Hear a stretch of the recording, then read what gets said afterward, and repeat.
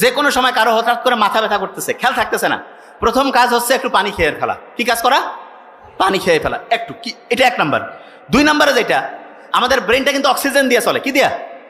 Oxygen. আমরা প্রতি মুহূর্তে অক্সিজেন নিচ্ছি। কাউকে কি বলতে হয় যে ভাই অক্সিজেন নিও না, মরে যাবা? কিন্তু বলা লাগে? আল্লাহ অটোমেটেড একটা সিস্টেম করছে। তবে হ্যাঁ, একটা ভালো জিনিস আছে, সেটা কি? আমরা যদি কেউ বুক ভরে শ্বাস নেই, তাহলে আমাদের যে ব্রেন থেকে শুরু করে শরীরের সমস্ত অংশ ঠিক পরিভাবে অক্সিজেন পায়, তা চাঙ্গা লাগে। এখনই প্রমাণ করছি, এখনই একটু বুক ভরে শ্বাস নিব, এটা আমি করি।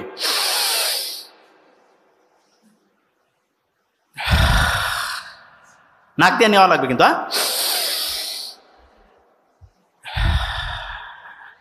অনেকে মনে করে যোগ ব্যায়াম করাচ্ছে না, এটা জিনিসটা কি বলি আরেকবার নেই।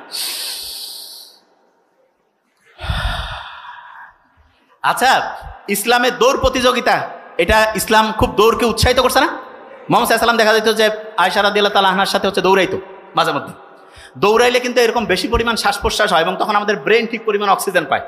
তাইলে এই যে দৌড় প্রতিযোগিতা, একটু একটু দৌড়ানো, এইটা হার্টের কোনো সমস্যা না থাকলে, অন্য কোনো প্রবলেম না থাকলে, এটা আমাদের ব্রেনের জন্য ভালো না খারাপ? ভালো। আচ্ছা, আমরা যে নামাজ পড়ি, নামাজে আমরা সেজদা দেই না? সেজদা দেই। সেজদা যখন আমরা দেই, শুনলে অবাক হবো, কপালটা আমরা মাটিতে লাগাই না?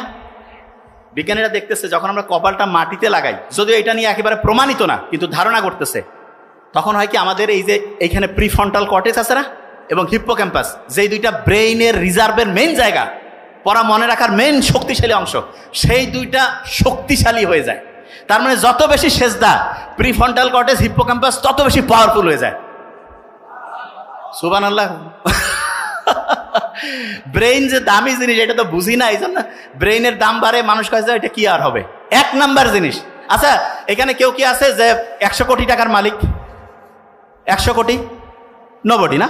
আচ্ছা, ব্রেইনের দাম এখনকার হিসাবে মিনিমাম 30,000 কোটি টাকা।